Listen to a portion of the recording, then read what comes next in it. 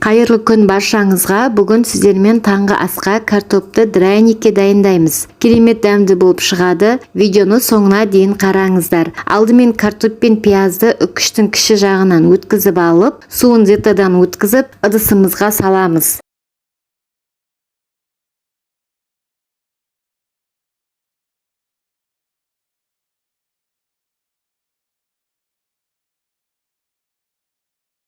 Кейін үстіне бір жұмыртқа салып араластырып, ұн қосып, кішкене тұз қосып, жақсылап араластырамыз.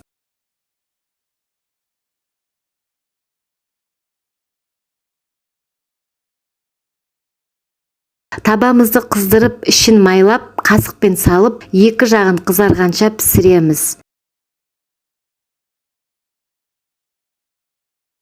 Міне, картопты драйникке дайын. Үстіне әдемілеп ас көк сеуіп жіберсеңіздер болады. Өте дәмді болып шықты. Жасап көріңіздер. Каналыма тіркеліп, лайк басып кетуді ұмытпаңыздар.